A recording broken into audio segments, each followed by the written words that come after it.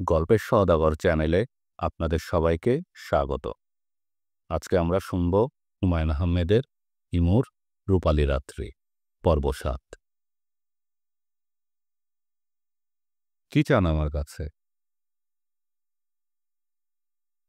আমি আল্লাহর কাছেই কিছু চাই না, আর আপনার কাছে কি চাইব? বড় বড় কথা শিখেছেন, মুখের চেয়ে জিহ্বা বড়। জিহ্বা এখন সাইজ মতো কাটা পড়বে। স্যার, আপনার বুকের ব্যথাটার খবর কি শুরু হয়েছে? তার মানে আমি একজন মহাপুরুষ টাইপ জিনিস। আপনি আমার নামে মিথ্যা ডায়েরি করেছেন।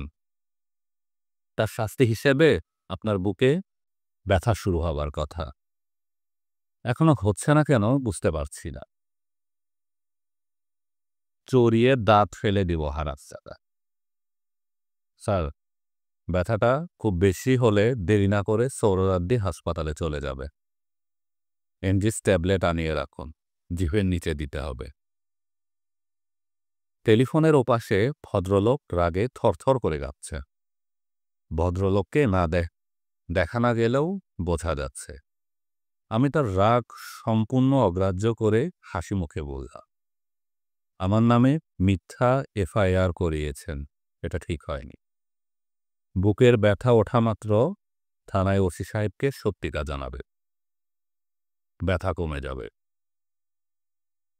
আপনার দুলাভাই মিথ্যা বললে কোনো সমস্যা না, তিনি মন্ত্রী মানুষ। মিথ্যা তিনি বলবেন না তো কে বলবে? তিনি সত্যি বললেই সমস্যা। সত্যি বললে সমস্যা মানে? মন্ত্রীরা মিথ্যা বলেন, এটা ধরে নিয়েই আমরা চলি। এতে সিস্টেম অভ্যস্ত হয়ে গেছে। কাজেই হঠাৎ একজন মন্ত্রী যদি সত্যি কথা বলা শুরু করে, তাহলে সমস্যা হবে না। ফর ইউর ইনফরমেশন, আমার দুলাভাই কখনো মিথ্যা বলে না। এমপিরা ট্যাক্স ফ্রি গাড়ি পায়, আপনি বোধহয় জানেন। সংসদের সব এমপিরা কোনো বিষয়ে একমত হন না, শুধু ট্যাক্স ফ্রি গাড়ির বিষয় ছাড়া। সেখানে আমার দুলাভাই ট্যাক্স ফ্রি গাড়ি নেননি। আমি যে গাড়িতে চড়তে চাইলাম সেটা তাহলে কার? আমার। স্যার, আপনি কি করেন? ব্যবসা। গার্মেন্টস? ঠিক ধরেছেন। আপনাদের গার্মেন্টসে কি হলুদ পাঞ্জাবি হয়? আমাদের দুটো হলুদ পাঞ্জাবি দিতে পারবেন? একটায় আমার জন্য, একটা ওসি সাহেবের জন্য। আমার সাইজ 34, ওসি সাহেবের 36। এক্সট্রা লার্জ কিনলেই হবে। খট করে শব্দ হলো। ভদ্রলোক টেলিফোন নামিয়ে রাখলেন। ওসি সাহেব চিন্তিত এবং বিরক্ত মুখে বললেন, আপনি শুধু যে নিজে বিপদে পড়েছেন তা না, আপনি তো মনে হয় আমাকেও বিপদে ফেলেছেন। অনেক টাকা পয়সা খরচ করে ঢাকায় পোস্টিং নিয়েছি, বিরাট ইনভেস্টমেন্ট। ইনভেস্টমেন্টের 10 ভাগের 1 ভাগও এখনো তুলতে পারে। এর মধ্যে যদি বদলি করে দেয় তাহলে আনসালা সবই যাবে, শুধু পড়ে থাকবে আমের আটি। ভালো কথা। ভদ্রলোকের বুকে কি সত্যি ব্যথা উঠবে? জি, উঠবে। আমার আধ্যাত্মিক ক্ষমতার জন্যে না, এমনিতেই উঠবে। মানসিকভাবে দুর্বল তো, তার জন্য মনে একটা চাপ আছে। এ চাপ শরীরে চাপ ফেলবে, বুকে তীব্র ব্যথা হবে। এও হতে পারে ব্যথা কিছু হলো না, কিন্তু মনে হবে ব্যথা হচ্ছে। স্যার, আমার বন্ধুকে ছাড়ার ব্যবস্থা করবেন না? করছি। সিগারেট খান। সিগারেট খাবেন? জি, খাবো।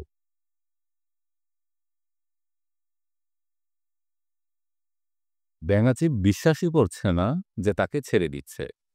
সে একই জায়গায়, একই সঙ্গে আনন্দিত এবং দুঃখিত। তাকে ছেড়ে দিচ্ছে, এই আনন্দ তার রাখার জায়গা নেই। আবার আমাকে আটকে রেখেছে, এই দুঃখেও সে আসলেই বিপর্যস্ত। দোস্ত, তোকে রেখে চলে যেতে খুবই খারাপ লাগছে। আমাকে তো রেখে যেতেই হবে। আমি দোষ করেছি, গিল্টি পার্টি। তুই তো দোষ করিসনি। তা ঠিক। তোর ভাবির অনেক বড় বড় আত্মীয় স্বজন আছে। তাদের ধরলেই তোর রিলিজের ব্যবস্থা হয়ে যাবে। কিন্তু তোর ভাবিকে কিছুই বলা যাবে না। বুদ্ধিমতী মেয়ে তো, তোর কথা বললেই সে বলবে তোমার বন্ধু হাজতে সেই খবর তোমাকে কে দিল? আমি তার জেরার মুখে পড়ে স্বীকার করে ফেলব যে আমিও হাজতে ছিলাম। দাবানল লেগে যাবে, বুঝলি? বুঝতে পারছি। শোন দোস্ত, তুই আশ্বাস ছাড়িস না। আমি ধর্মীয় লাইনে চেষ্টা করব।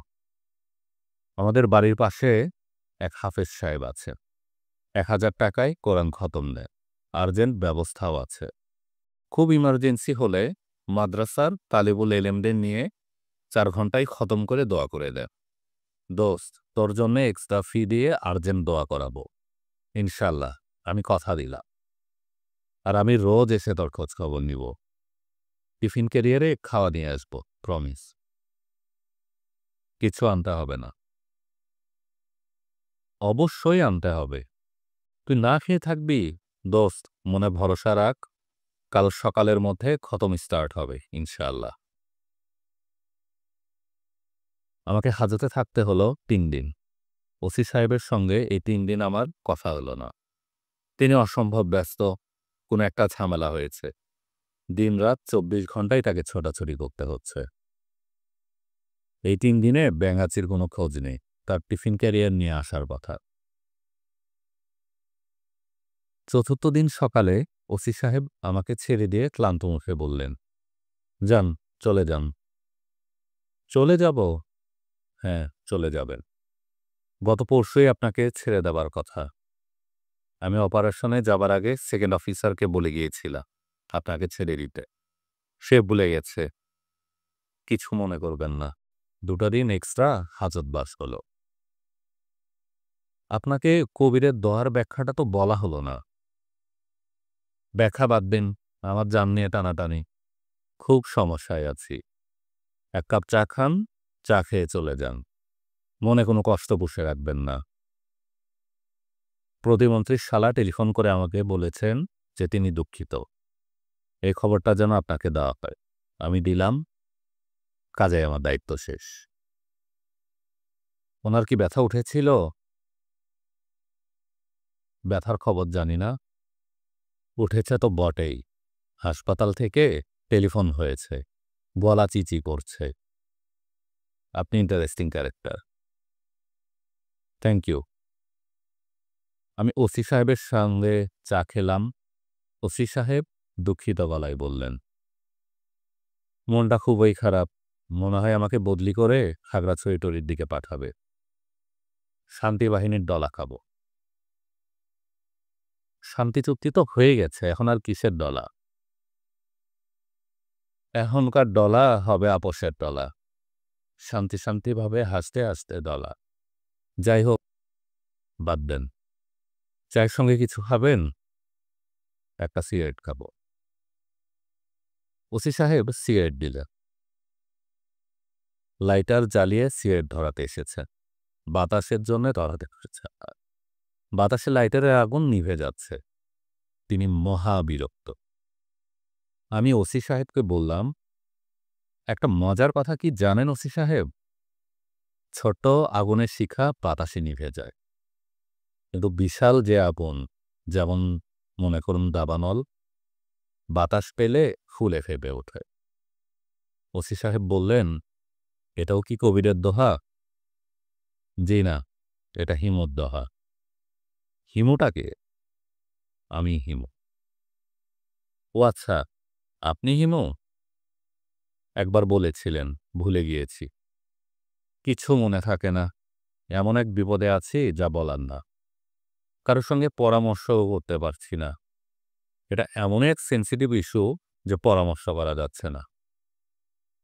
ভালো কথা। আপনি পরামর্শ কেমন দেন? খুবই খারাপ পরামর্শ দিই। আমার পরামর্শ যে শুনবে তার অবস্থা কাহিল। শুনি আপনার পরামর্শটা। ঘটনা না শুনে পরামর্শ দিব কিভাবে? ওসি সাহেব গলা নামিয়ে ফিসফিস করে বললেন, একটা রেত হয়েছে। অল্প বয়সী একটা মেয়েকে তার স্বামীর সামনে 3 মাস্তান রেপ করেছে। মাস্তান 3টার আবার পলিটিক্যাল কানেকশন খুব ভালো। মেয়ে এবং মেয়ের স্বামী এদের বিরুদ্ধে মামলা করেছে। আমাকে চাপ দেওয়া হচ্ছে মামলা ভণ্ডুল করে দিতে। এটা করলে তো ভালোই ছিল। মামলা নষ্ট করা কোনো ব্যাপারই না। আমাকে বলা হচ্ছে এই 3 জনের জায়গায় অন্য 3 জনের নাম ঢুকিয়ে দিতে। এটা কি করে সম্ভব বলেন?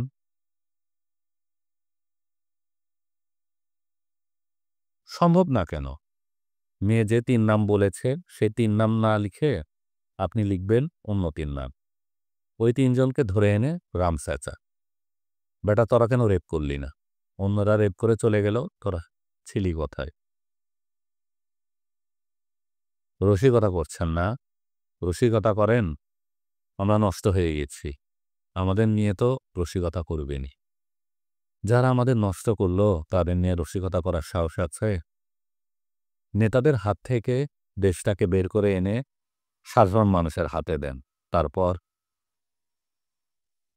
ওসি সাহেব চুপ করে গেলেন। আমি বললাম, ওসি সাহেব একটা কাজ করলে কেমন হয়?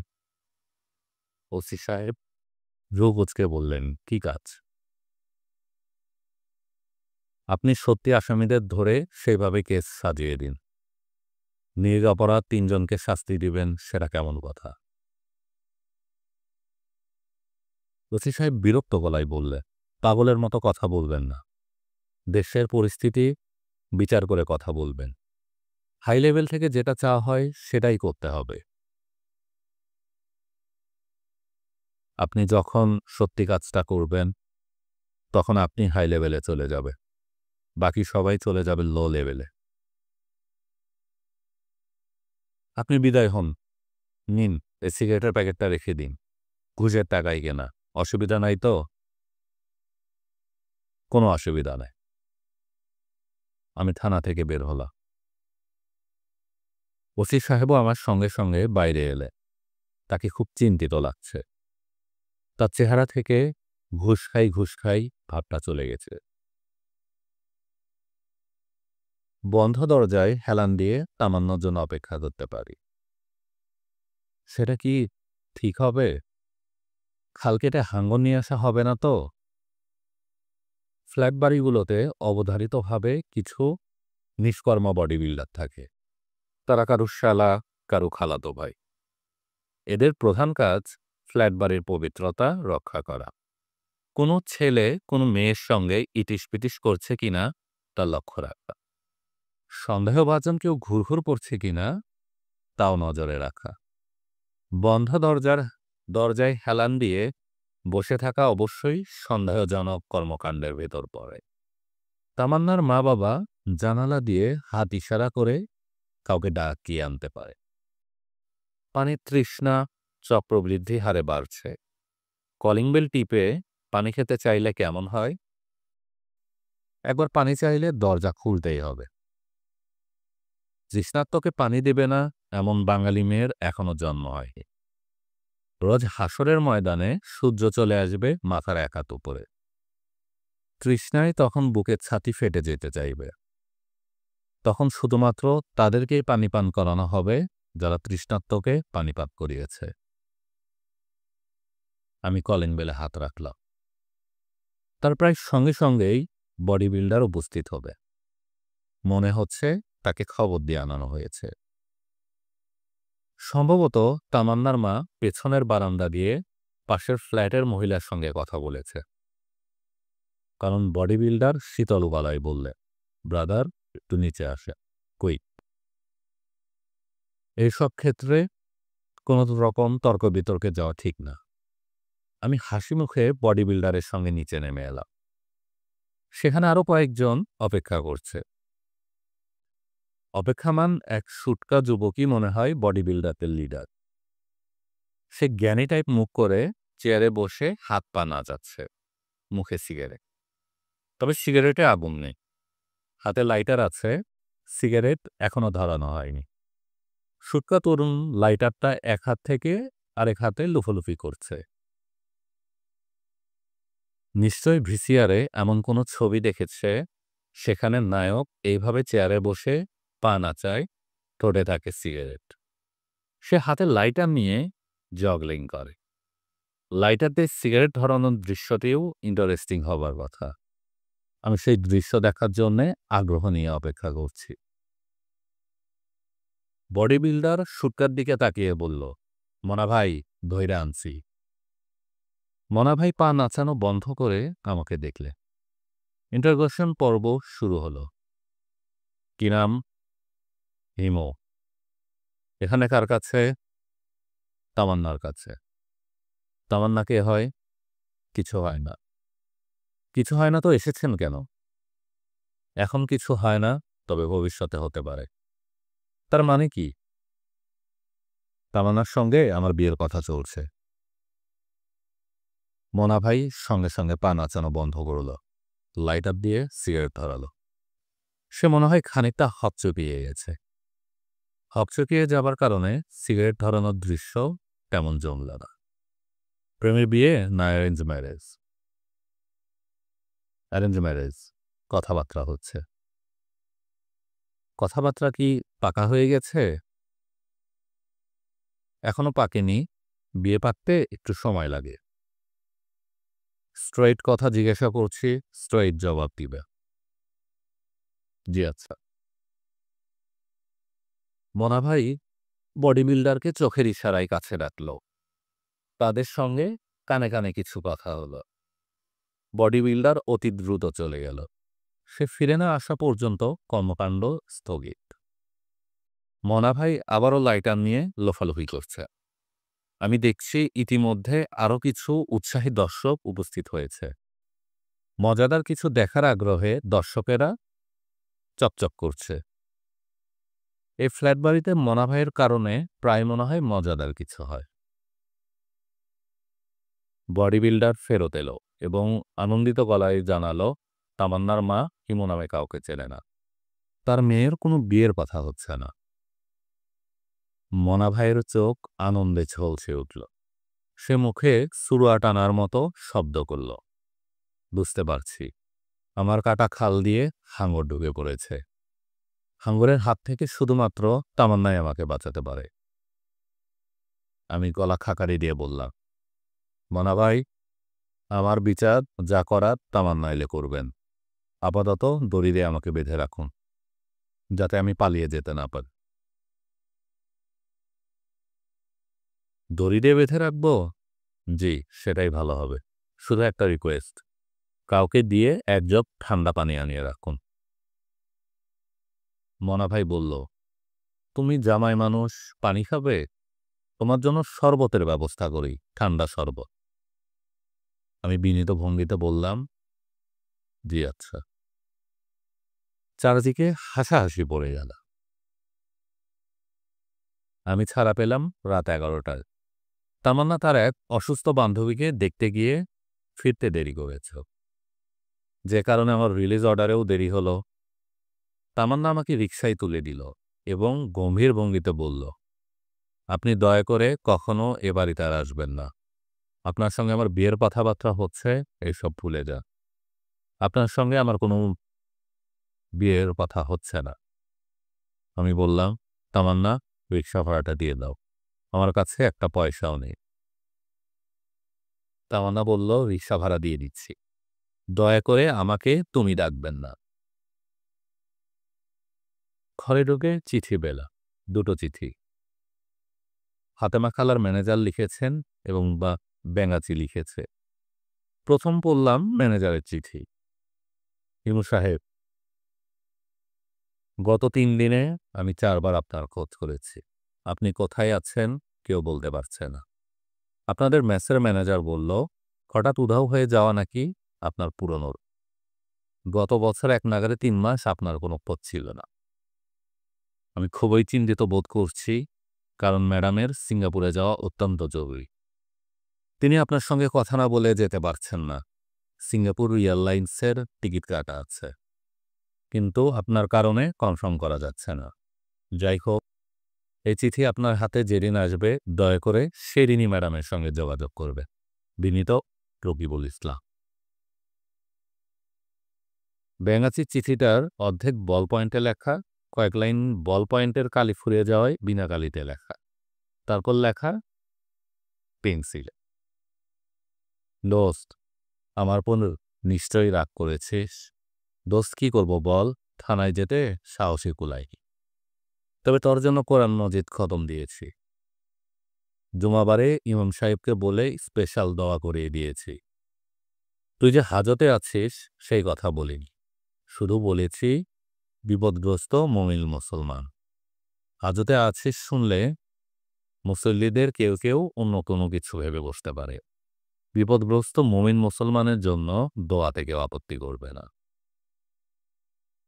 যাই হোক, এখন আসল খবর হলো তোর ইয়াকুব সাহেবের সন্ধান বের করেছি। তার পিতার নাম সোলেমা, তার ঠিকানা এখানে কয়েক লাইন বিনা কালিতে লেখা। তোকে বাসা চিনিয়ে দিব। ভদ্রলোক মাই ডিয়ার টাইপে, অতিরিক্ত কথা বলে। তিনি বলেছেন ইউনানি শাস্ত্রে মেদভুরি কোনো ব্যাপার না। তোর সাথে আলোচনা করে ওনাকে দিয়ে চিকিৎসা করাবো, সেই বিষয়ে সিদ্ধান্ত নিব। দোস্ত, এখন বল, তোর খোঁজ খবর না নেওয়ায় তুই রাগ করিস নাই। বাল্যবন্ধুর অপরাধ নিজ গুণে ক্ষমা করে দে।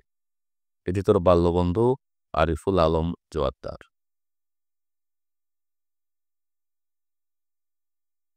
ফাতেমা খালার সঙ্গে টেলিফোনে আলাপ করলাম। ফাতেমা খালা বিস্মিত হয়ে বললে, তুই কোত্থেকে? এতদিন ছিলি কোথায়? এতদিন না খালা, মাত্র 3 দিন। তোর জন্য আমার সব আটকা পড়ে আছে। হোটেলে রিজার্ভেশন করিয়েছিলাম, লাস্ট মোমেন্টে তাও ক্যান্সেল করালাম। এখন আবার রিজার্ভেশন করাও। ইয়াকুবের সন্ধান পাওয়া গেছে? হ্যাঁ, পাওয়া গেছে। আসল লোক তো? ফলস না? না, ফলস না। তোর খালুকে চিনতে পারলো? এখনো তার সঙ্গে কথা হয়নি। কথা না বলে ভালো করেছিস। হাত বাড়িয়ে খবরদার তুই কিছু জিজ্ঞাসা করবি না। আগে ভাব দিবি, দরকার হলে রোজ যাবি। পারবি না? পারবো। লোকটা দেখতে কেমন? এখনো দেখিনি, শুধু সন্ধান বের করেছি। আমি জানতাম তুই পারবি। গতকালই তামান্নাকে বলেছিলাম, যদি কেউ ইয়াকুবের খোঁজ করতে পারে হিমুই পারবে। ভালো কথা। লোকটা কি করে? কবিরাজ। কবিরাজ মানে? অসুখ বিসুখ হলে কবিরাজের মতে চিকিৎসা করে। তোমার গ্যাসের জন্য এখন আর সিঙ্গাপুরে যেতে হবে না। তাকে বললেই বাসক পাতার রস, তুলসী পাতার রস, হেলিঞ্চা গাছের শিকড় ফিকড় মিশিয়ে এমন জিনিস বানিয়ে দিবে যে 1 ডোজ খেলেই গ্যাস হজম। তুই বুঝতে পারছিস না হিমু, আমার অবস্থা ভয়াবহ। এমন গ্যাস হচ্ছে যে মাঝে মাঝে ক্ষয় হয়।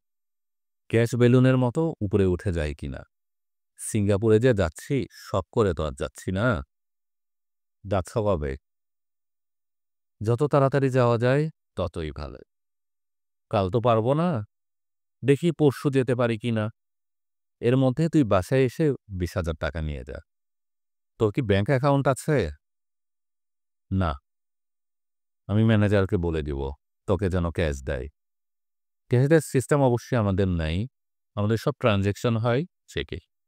চেকে ট্রানজ্যাকশনের বড় সুবিধা হলো একটা ডকুমেন্ট থাকে। যাই হোক, তোর জন্যই স্পেশাল ব্যবস্থা হবে। হিমু, লোকটাকে তুই ডিটেকটিভের মতো স্টাডি করবি। আচ্ছা, লোকটা ম্যারিড নাকি? খালা, আমি এখনো জানি না। আপনি সিঙ্গাপুর থেকে ঘুরে আসুন, ইতিমধ্যে আমি খোঁজ খবর নিয়ে রাখব। ফাতেমা খালা আনন্দিত গলায় বললে, তুই আমাকে খুশি করেছিস, দেখিস আমিও তোকে খুশি করিয়ে দিব। তামান্নাকে ভজিয়ে ভাজিয়ে আমার সঙ্গে বিয়ে দিয়ে দিবে? দিতেও পারি। গলার স্বরে রহস্যের ছিলি। 20,000 টাকা পাওয়া গেল। 100 টাকার 2টো বান্ডেল, সবই চকচকানো। নাকের কাছে ধরলে নেশার মতো লাগে, সারাক্ষণ ধরে রাখতে ইচ্ছা করে। ম্যানেজার সাহেব বললেন, টাকাটা গুনে নিন। আমি সঙ্গে সঙ্গেই গুনতে বসলাম। নতুন টাকা গুনতেও আনন্দ। কিছুক্ষণ গণার পর হিসাবে গন্ডগোল হয়ে ৫১ না ৫৭ সমস্যা দেখা দেয়। আবার নতুন করে গোনা। অসুবিধা কিছু নেই। আমার দৌড়ে গিয়ে ট্রেন ধরতে হবে না। এসি ঘরের হিমহিম হাওয়ায় টাকা গোনা যেতে পারে। ম্যানেজার সাহেব বিরক্ত মুখে আমার দিকে তাকাচ্ছে। তাকে বিরক্ত করতেও ভালো লাগছে। মানুষকে বিরক্ত করা যত সহজ মনে হয়, আসলে তত সহজ নয়, বরং বেশ কঠিন। নিউরোলজির এক অধ্যাপক বলেছিলেন, মানুষের মস্তিষ্ক এমনভাবে তৈরি যে সে বিরক্ত হতে খুবই অপছন্দ করে। কোনো মস্তিষ্ক ক্রমাগত বিরক্ত করতে থাকলে হয় সে বিরক্তি তাকে রাগে নিয়ে যাবে, কিংবা এমন কোনো ব্যবস্থা করবে যাতে বিরক্তিকর ঘটনাটাই সে মজা পায়। হিমু সাহেব, টাকা গোনা এখনো হলো না? জি না, ৫০ ক্রস করার পরেই বেড়াছেড়া হয়ে যাচ্ছে। আমার কাছে দিন, গুনে দিই। আপনি বরং চা খান। জি, আচ্ছা। ২০,০০০ টাকা দিয়ে কি করবেন? ভাবছি একটা পাথর কিনব। ভাগ্য বদলানোর পাথর, ব্লু স্যাফায়ার। ভাগ্য বদলানোর পাথর ব্লু স্যাফায়ার? জি না, সাধারণ পাথর। ভেঙে রেল লাইনে দেয়, কিংবা বাড়ির ফাউন্ডেশনে ব্যবহার করে সেই পাথর। পাথরটার দাম ২০,০০০ টাকা? কততে বিক্রি করবে তা তো জানি না। ২০,০০০ হচ্ছে আমার লাস্ট অফার। দিলে দিবে, না দিলে নাই। ম্যানেজার সাহেব টাকা বন্ধ করে, গোনা বন্ধ করে আমার দিকে তাকালেন। গম্ভীর গলায় বললেন, পাথরটার বিশেষত্ব কি? বিশেষত্ব কিছুই নেই। পাথরের আবার বিশেষত্ব কি? তাহলে ২০,০০০ টাকায় কিনছেন কেন? শখের জন্য কিনছি। কিনতে পারবো কিনা তাও জানি না। যার পাথর সেও শখ করে রাখছে। পাথরের মালিক কে? মালিকের নাম মেসকান্দর মিয়া। সে পেশায় একজন ভিক্ষু। আজই কিনবেন? জি। যদি কিছু মনে না করেন, আমি কি আপনার সঙ্গে আসতে পারি? অবশ্যই পারা। ২০,০০০ টাকার পাথর দেখতে লোভ হচ্ছে। চলুন যাই। ম্যানেজার সাহেব টাকা গুনছে। তারও টাকা গোনায় সমস্যা হচ্ছে। খুব সম্ভব তার মাথায় পাথর চেপে বসেছে। ভিক্ষুক মেসকান্দর মিয়া আগের জায়গাতেই আছে। পাথরটাও ঠিক আগের জায়গায়। আমাদের দেখে এক চোখ মিটমিট করে তাকালো। আমি বললাম, মেসকান্দর মিয়া, আমাকে চিনতে পারছেন? মেসকান্দর মিয়া জবাব দিল না। তার দৃষ্টি স্থির হয়ে গেল। আমি বললাম, মনে নেই? ওই যে আপনার পাথর ধাক্কা খেয়ে আঙ্গুলে ব্যথা পেলাম? যে, মনে আছে। আচ্ছা, কজন ব্যথা পেয়েছে? তা দিয়া আসনের কি প্রয়োজন? প্রয়োজন কিছু নেই, কৌতূহল। তুমি বলবে না, তাই না? মেসকান্দর জবাব দিল না। সে এবং ম্যানেজার দুজনেই তাকিয়ে আছে পাথরের দিকে। আমি বললাম, মেসকান্দর মিয়া, তুমি কি এই পাথরটা আমার কাছে বিক্রি করবে? কি দাম চাও বলা? মেসকান্দর আবার আমার দিকে তাকালো। তার দৃষ্টিতে ভয় এবং সন্দেহ। আমি বললাম, বলো, কত চাও? মেসকান্দর বিড়বিড় করে বললে, পাথর বেচুম না। আমি বললাম, সাধারণ একটা পাথর। এটা তো কোহিনূর না। আমি ভালো দাম দিব। যে না সাব, পাথর বেচুম না। যত দামই দেন বেচুম না। আমি নগদ টাকা সাথে করে নিয়ে এসেছি। একবার হ্যাঁ বলো, আমি পাথর নিয়ে বাড়ি চলে যাই। এক কথা কবার কমু, আমি পাথর বেচুম না। কেন বেচবে না? আমি পাথরের দোকানদারি করি না, আমি করি ভিক্ষা। শোনো মেসকান্দর, ২০,০০০ টাকা আমার শেষ অফার। ২০,০০০ টাকা থেকে ১ পয়সাও বেশি দিতে পারবো না। তুমি বিবেচনা করে দেখো। ধরো, সিগারেটটা ধরাও। সিগারেট টান দিয়ে ঠান্ডা মাথায় বিবেচনা করো। আপনারা শুনছিলেন হুমায়ূন আহমেদের হিমুর রূপালী রাত্রি পর্ব ৭। পরবর্তী পর্ব শুনতে গল্পের সওদাগর চ্যানেলটি সাবস্ক্রাইব এবং লাইক দিয়ে পাশে থাকুন।